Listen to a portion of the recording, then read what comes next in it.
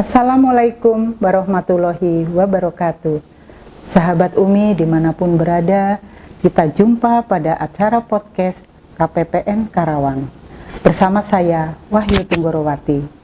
Kali ini kita akan membahas seputar pembiayaan ultramikro.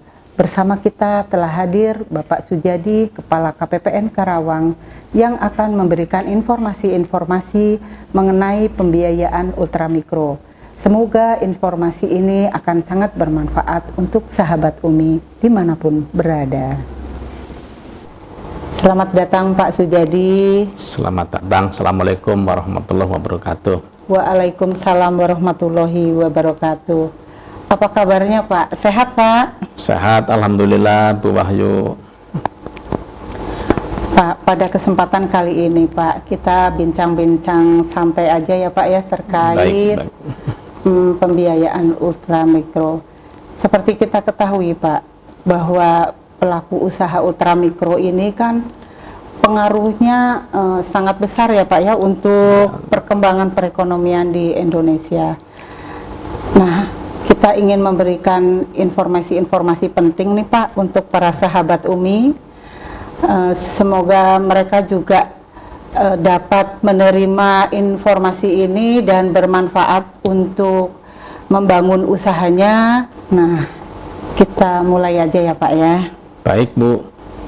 Pak, bagaimana Pak sebenarnya arah pembangunan dan misi pemerintah di bidang ekonomi dalam rentang waktu atau RPJM tahun 2020 Pak sampai tahun 2024, khususnya bagi masyarakat lapisan ekonomi menengah ke bawah Pak?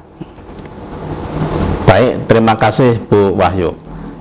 Terkait perkembangan ekonomi, di mana hal itu merupakan penjabaran daripada misi Presiden tentang struktur ekonomi produktif, mandiri, dan berdaya saing, maka pemerintah mencanangkan berbagai program kegiatan untuk memberdayakan masyarakat menengah ke bawah dan strategi untuk penguatan kewirausahaan UMKM dan koperasi dalam jangka waktu tahun 2020 sampai dengan tahun 2024 adalah antara lain yaitu pertama, untuk meningkatkan kemitraan usaha antara usaha mikro kecil dan usaha menengah besar.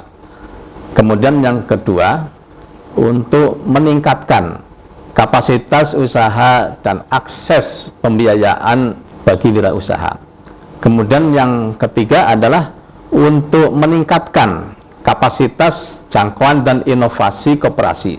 Kemudian meningkatkan penciptaan peluang usaha dan startup. Dan yang kelima adalah untuk meningkatkan nilai tambah usaha sosial. Nah, sinergi program pemerintah untuk menggulirkan program dana bergulir, yaitu untuk membantu dan meningkatkan kualitas hidup dan kesejahteraan masyarakat di sektor usaha. Di sektor usaha itu antara lain pembiayaan ultramikro atau UMI. Kemudian ada pendanaan yang diotorisasi oleh BLUPIP. Di sini merupakan Badan Layanan Umum Pusat Investasi Pemerintah.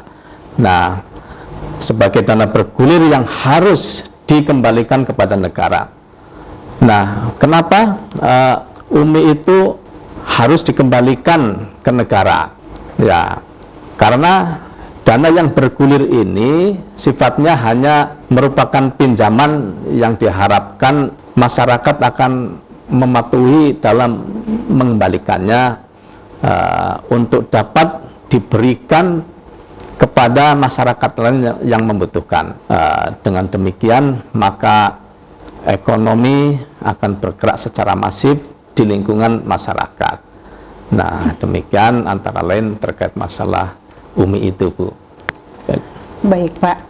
Berdasarkan informasi yang saya miliki nih, Pak, Dari data Kementerian Koperasi dan UMKM, Pak, menyebut bahwa jumlah sektor bisnis UMKM di Indonesia pada tahun 2021, Pak, mencapai 64,19 juta dengan partisipasi terhadap produk domestik bruto sebesar 61,97% ya Pak, atau senilai 8,6 triliun. Nah, sektor bisnis UMKM memiliki peranan terhadap perbaikan ekonomi Indonesia, terlihat dengan kemampuan menyerap 97% tenaga kerja. Begitu pentingnya ya Pak peran UMKM dalam perekonomian Indonesia. Untuk itu Pak, bagaimana pemerintah hadir sehingga dapat terus mendorong tumbuh kembangnya UMKM di Indonesia ini, Pak? Baiklah, pemerintah hadir dalam mendorong perkembangan UMKM. Selain adanya program modal usaha UMKM, BLT UMKM, pada saat adanya pandemi tahun 2020 lalu, sebenarnya pemerintah sudah terlebih dahulu hadir untuk UMKM, Bu, yaitu melalui kredit program dan kredit bantuan untuk penambahan modal UMKM. Kemudian kredit program tersebut dikenal dengan nama pembiayaan ultra mikro, di mana pembiayaan UMI itu mulai digulirkan semenjak tahun 2017, dan kredit usaha rakyat juga telah digulirkan semenjak tahun 2007. Mungkin itulah Bu terkait masalah kehadiran pemerintah dalam menumbuh kembangkan UMKM. Pak Sujadi, boleh dong tolong dijelaskan kepada kami ya Pak dan para sahabat UMI, kenapa sih Pak ada program UMI? Kemudian tujuannya itu, program tersebut itu untuk apa Pak? Baiklah, terkait program pembiayaan UMI ini sebenarnya merupakan usulan program pemerintah yang telah disetujui oleh Komisi 11 DPR. Kemudian harapannya adalah untuk mewujudkan perekonomian rakyat secara berkeadilan kepada seluruh lapisan masyarakat. Kemudian sebagian besar masyarakat kita kan hidupnya di pedesaan ya Bu ya, dan penghasilannya di daerah dan umumnya mata pencaharian dari sektor pertanian, kemudian ada yang di sektor perkebunan dan perikanan dan lain-lain. Jadi untuk memberdayakan dan meningkatkan kesejahteraan masyarakat tersebut, maka pemerintah harus ikut campur dalam mewujudkan keadilan sosial secara merata dan berimbang. Nah, program pemerintah UMI ini menyediakan fasilitas pembiayaan bagi para pengusaha ultramikro yang belum dapat mengakses program pembiayaan dan dari perbankan. Karena UMI ini disalurkan melalui lembaga keuangan bukan bank atau bisa disingkat LKPP ya, dengan platform maksimal kredit hanya 20 juta ya Bu ya. Kemudian syarat program UMI itu juga cukup mudah Bu. Jadi di sini calon debitur itu cukup dengan memiliki KTP dan tidak sedang menerima program pemerintah yang lain seperti KUR. Nah, tujuan daripada UMI ini adalah pertama yaitu untuk menyediakan pembiayaan yang mudah dan cepat bagi usaha mikro. Kemudian untuk menambah jumlah wirausahawan yang mendapat fasilitas pembiayaan dari pemerintah. Dan yang ketiga adalah menjadi jembatan bagi usaha mikro penerima bantuan sosial untuk naik kelas dan dapat mengakses pembiayaan perbankan. Nah, demikian Bu antara tujuan dari UMI ini. Dari penjelasan Bapak tadi, ada program pemerintah yang disebut dengan ultramikro, kemudian juga dengan KUR ya Pak ya. Ya. Apa sih Pak perbedaannya antara pembiayaan UMI dengan KUR itu Pak? Baiklah, ini pertanyaan yang bagus ya Bu Wahyu, terkait masalah perbedaan antara UMI dan KUR. Memang sering kita dengar ya di masyarakat. Nah, mengenai UMI ini adalah merupakan program fasilitas pembiayaan kepada usaha ultramikro yang non bankable atau belum mempunyai akses ke perbankan, baik dalam bentuk pembiayaan konvensional maupun bank yang mempunyai prinsip syariah ya. Sedangkan untuk KUR ini adalah merupakan kredit atau pembiayaan modal kerja, investasi kepada debitur secara individu atau perorangan, badan usaha maupun kelompok usaha yang produktif.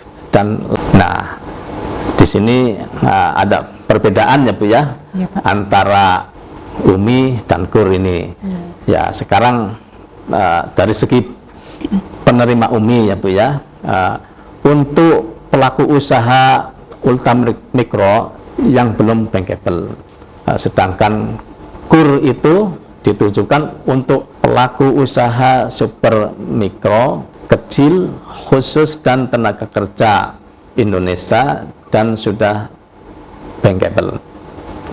Kemudian dari sisi platform kredit, untuk UMI plafon kreditnya maksimal hanya 20 juta Bu. Kemudian untuk yang KUR itu bisa mencapai 500 juta. Ini sangat besar tentunya. Kemudian untuk mekanisme itu pada UMI disalurkan melalui lembaga keuangan bukan bank, seperti PT Pegadaian, kemudian PT Permodalan Nasional Mandiri, kemudian ada lagi PT Bahana Alta Ventura. Sedangkan KUR itu umumnya disalurkan melalui lembaga keuangan yang bersifat perbankan. Nah, itulah perbedaan antara UMI dan KUR. Kira-kira seperti itu Bu. Jadi intinya Pak, kalau UMI itu berarti diberikan kepada pelaku usaha ultramikro yang non bank ya Pak ya. Kalau yang KUR itu melalui perbankan ya Pak ya. Baik Pak. Kemudian Pak, perkembangan penyaluran UMI di wilayah Kabupaten Karawang Pak, sejauh mana Bapak mengetahui hal itu Pak? Baiklah, terkait masalah perkembangan UMI di Kabupaten Karawang ini ya Bu ya, kami ada data dari SIKP ya Bu ya, SIKP terkait masalah UMI ini. Saya punya catatan perkembangan dari tahun 2017 hingga sampai bulan Agustus 2022 ini Bu ya. Ini mulai tahun 2017 ya, itu di Kabupaten Karawang itu ada 6.128 debitur dengan nilai kredit sebesar 13,31 miliar. Kemudian untuk tahun 2018 ini ada 4.369 debitur dengan nilai kredit 12,50 miliar. Nah, di sini ada penurunan ya, penurunan debitur dan penurunan angka kreditnya. Kemudian di tahun 2019 ada sebanyak 4.708 debitur dengan nilai kredit sebesar 17,84 miliar. Nah, di tahun 2020 ini ada lonjakan Bu ya. Di Karawang itu ada 19.404 debitur dengan nilai kredit sebesar 69,43 miliar. Nah, ini ada kenaikan yang sangat luar biasa ya Bu ya. Nah, kemudian di tahun 2021 sesuai catatan ada 15.483 debitur dengan nilai kredit sebesar 55,80 miliar. Nah, di tahun 2022 ini sampai dengan bulan Agustus ya Bu ya. Iya, Pak. Ini jumlah debitur itu baru mencapai 7.421 debitur dengan nilai kredit sebesar 28,52 miliar. Nah, pada masa endemi ini sampai dengan bulan Agustus 2022 penyaluran pembiayaan UMI ini masih menunjukkan tren positif atau ada kenaikan ya Bu ya, baik jumlah debitur maupun nilai akadnya, nilai kreditnya. Dari peranan sektor UMKM ini tetap dapat tumbuh dan berkembang, dan tentu saja hal ini mendorong pertumbuhan perekonomian di Kabupaten Karawang ini. Demikian. Pak, kalau dilihat dari data-data tadi Pak, itu dari tahun ke tahun tuh kadang-kadang Pak ada angka-angka misalnya jumlah penerima ya Pak, jumlah penerima debiturnya itu kelihatannya menurun Pak. Tapi kalau dilihat dari nilai angkanya Pak, naik Pak. Artinya mungkin para penerima pembiayaan ultramikro ini nilainya berarti bertambah ya Pak ya. Misalnya yang plafonnya semula 10 juta ya Pak ya, naik menjadi 20 juta. Mungkin disebabkan karena itu ya Pak ya. Nah, kemudian Pak, apakah ada peraturan baru Pak dalam pelaksanaan penyaluran pembiayaan UMI di tahun 2022 ini Pak, yang mempengaruhi hal tersebut ya Pak? Dan selanjutnya, apa peran KPPN Karawang terhadap program dimaksud Pak? Baiklah Bu, terkait masalah peraturan UMI ini ya Bu ya, sebenarnya sudah ada sejak tahun 2018, yaitu dengan diterbitkannya Peraturan Menteri Keuangan nomor 995 tahun 2018. Dan ada yang terbaru Bu, yang Peraturan Menteri Keuangan nomor 193 tahun 2020. Nah, salah satu materi perubahannya itu yaitu untuk membuka keran penyaluran pembiayaan UMI yang luas, kemudian membuka kesempatan lembaga keuangan bukan bank atau LKPB di daerah untuk menjadi penyalur pembiayaan UMI di luar LKPB. Nah, yang sudah ada contohnya antara lain PT Pegadaian, kemudian PT Permodalan Nasional Madani, kemudian ada lembaga linkage dari PT Bahana Arta Ventura. Nah, pada tahun 2022 ini berdasarkan data yang kami dapatkan dari SIKP ya Bu ya, di Kabupaten Karawang itu ada 5 penyalur UMI Bu ya. Antara lain pertama Pegadaian, kemudian ada Permodalan Nasional Madani, kemudian ada Koperasi Mitra Duafa, kemudian ada KPPS Nusa Umat Sejahtera, dan ada juga KPPS Benteng Mikro Indonesia atau PMI. Nah, di sini bagaimana peranan KPPN ya tentunya dalam UMI ini. Di sini kita mendasarkan pada Peraturan Dirjen Perbendaraan nomor 25 tahun 2018 Bu ya, dan diperbaharui dengan Peraturan Dirjen Perbendaraan nomor 6 tahun 2022 ya. Di sini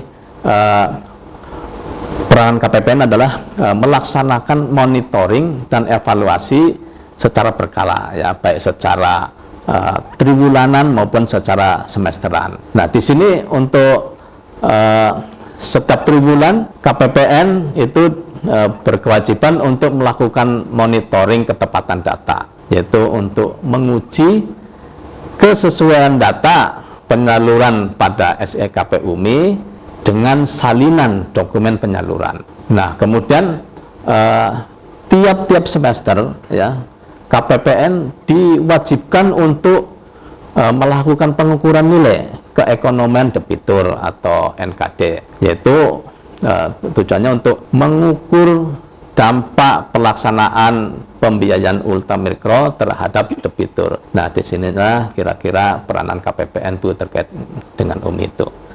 Ya.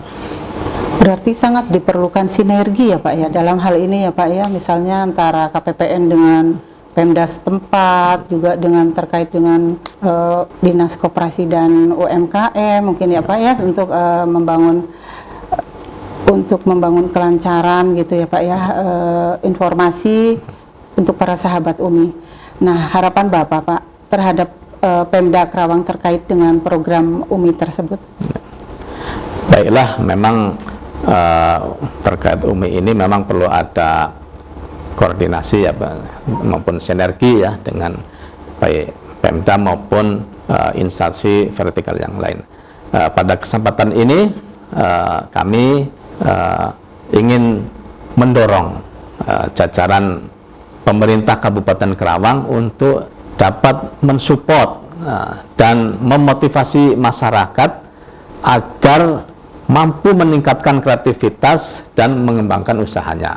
Nah, itu terkait KPPN Karawang ini ya Bu ya, sebagai agen kebijakan pemerintah pusat tentunya akan mendorong para penyalur atau LKPP untuk memberikan pelatihan dan membantu permodalan sebagai program nasional yaitu pembiayaan ultramikro dengan harapan untuk masa depan agar soko guru perekonomian Indonesia ini tetap tumbuh positif dengan diikuti kesejahteraan masyarakat khususnya di Kabupaten Karawang. Demikian Bu kira-kira. Ya. Kemudian Pak, bagaimana peran KPPN Pak untuk mendorong UMKM terutama penyebaran secara masif ya Pak ya mengenai informasi terkait dengan program pembiayaan UMI ini Pak kepada masyarakat secara nyata Pak? Iya, baik, tadi sudah disinggung sedikit ya. Tentu saja perlu ada strategi juga ya Bu ya. Di sini KPPN juga memiliki strategi ya Bu ya, antara lain satu meningkatkan koordinasi dan sinergi dengan instansi pemerintah di bawah Kementerian Keuangan lingkup Kabupaten Karawang ini, seperti sinergi dengan KPP Pratama Karawang maupun sinergi dengan KPP Madya Karawang ini. Kemudian menyiapkan space ruang untuk pojok UMI ya, sebagai sarana promosi produk lokal hasil kerja binaan para penyalur UMI. Kemudian juga untuk meningkatkan komunikasi dengan pemangku kepentingan yang antara lain dengan Dinas Koperasi dan UMKM serta Dinas Pemberdayaan Masyarakat Desa. Mungkin seperti itu Bu. Terima kasih sekali Pak Sujadi penjelasannya. Bapak telah mengupas tuntas nih Pak tentang pembiayaan ultramikro. Semoga sahabat UMI paham ya Pak ya bahwa UMI ini adalah dana bergulir yang dicanangkan pemerintah Pak untuk membantu permodalan masyarakat yang memiliki usaha ya Pak ya. Dan dana tersebut merupakan pinjaman ya Pak ya untuk dikembalikan sesuai dengan kesepakatan perjanjian dengan penyalurnya ya Pak ya. Sahabat UMI dimanapun berada, alhamdulillah kita telah sama-sama menyimak penjelasan dari Kepala KPPN Karawang, Bapak Sujadi, mengenai pembiayaan ultramikro. Pembiayaan ultramikro adalah merupakan dana bergulir berupa bantuan modal yang diberikan pemerintah kepada masyarakat yang memiliki usaha. Modal tersebut harus dikembalikan karena berupa pinjaman kepada penyalur sesuai dengan perjanjian. Apabila sahabat Umi ada pertanyaan selanjutnya, silahkan menghubungi penyalur yang telah ditetapkan oleh pemerintah. Semoga informasi ini bisa memberikan manfaat bagi sahabat Umi dimanapun berada. Modal didapat, Umi makin menggeliat, Indonesia hebat, bersama kita bisa. Akhir kata, jalan-jalan ke kota Karawang, indahnya area persawahan, wujudkan Karawang kota gemilang, lumbung padi menjadi impian. Wassalamualaikum warahmatullahi wabarakatuh.